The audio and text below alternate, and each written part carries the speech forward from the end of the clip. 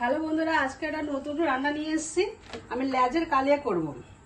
এটা হলো কাতলা মাছের লেজ। আমি এইভাবে করে এগুলোকে ভেজে নিয়েছি সবকটা। তো আমি তেলটা গরমই আছে, ওই ভাজা তেলের মধ্যেই আমি একটু ফোড়ন দিয়ে দেবো। তো একটু জিরে ফোড়ন দিয়ে দিলাম, আর এর মধ্যে শুকনো লঙ্কা দুটো আছে, আর এলাচ আছে দুটো, আর 3-4টে লবঙ্গ, আর ডালচিনি, আর তেজপাতা এটা দিয়ে দিলাম আমি।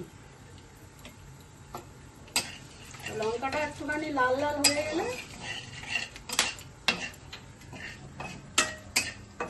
তারপর আমি পেঁয়াজটা দিয়ে দিচ্ছি। পেঁয়াজটা এখানে আমি রেখেছি, দুটো রকম ব্যবহার করবো। একটু আমি কাঁচা রেখেছি, আর একটুখানি পেস্ট করেছি আমি। পেঁয়াজটা ভালো করে হয়ে যায় একটু লাল লাল।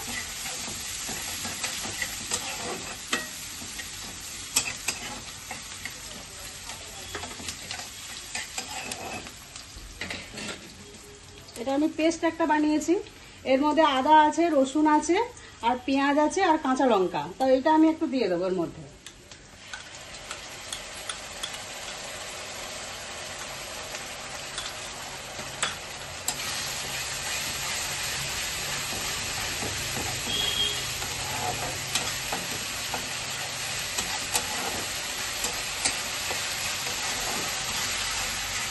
রান্নার কাঁচা গন্ধটা চলে গেলে তারপর বাকি মশলাগুলো আমরা অ্যাড করবো।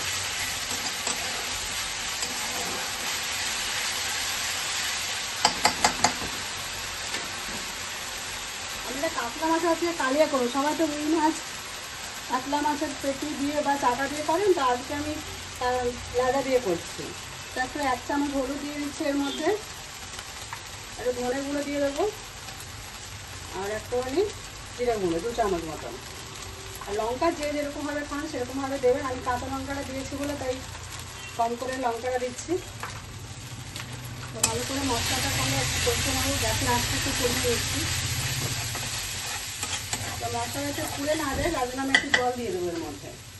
এই জলটা আমার গরম করাই আছে, সেই গরম জলটাই আমি এর মধ্যে ব্যবহার করছি।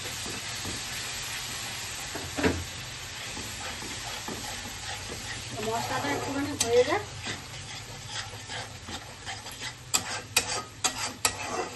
মশলাটা আমাদের হয়ে গেছে। এর মধ্যে আমি এখানে চিনি অ্যাড করবো, স্বাদ মতন একটু চিনি দেবো। আর নুনটাও দেওয়া হয়নি, তো নুনটাও আমি একটু দেবো স্বাদ মতন।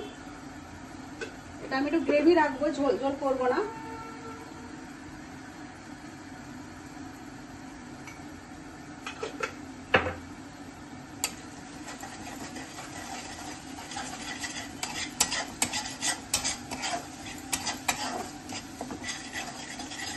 আর একটু দই এখানে ফেটিয়ে রেখেছি 2 চামচ মতন, তো এটা আমি দিয়ে দেবো।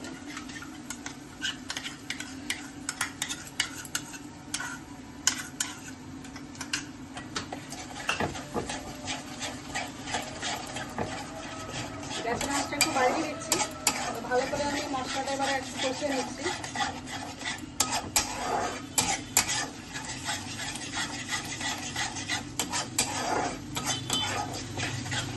মশলাটাও হয়ে গেছে, তার মধ্যে এর মধ্যে আমি আর একটু জল দেবো। গরম জল একটু দিচ্ছি এর মধ্যে।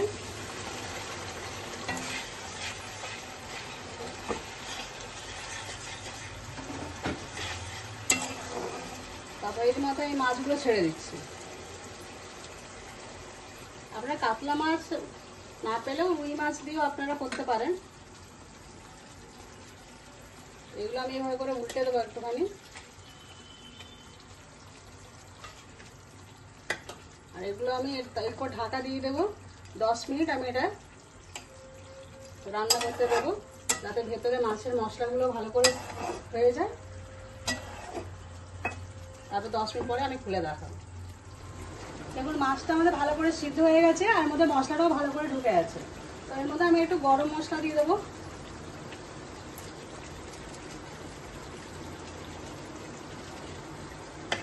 গরম মশলা দিয়ে এটাকে মাছটাকে ভালো করে আমি উল্টে দিচ্ছি। আর এবার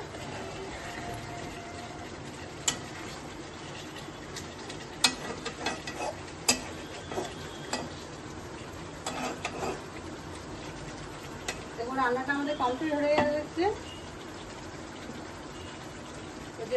গ্যাসটা অফ করে দিচ্ছি। যদি রেসিপিটা ভালো লেগে থাকে আমাকে লাইক করবেন, শেয়ার করবেন, কমেন্ট করবেন আর সাবস্ক্রাইব করতে ভুলবেন না।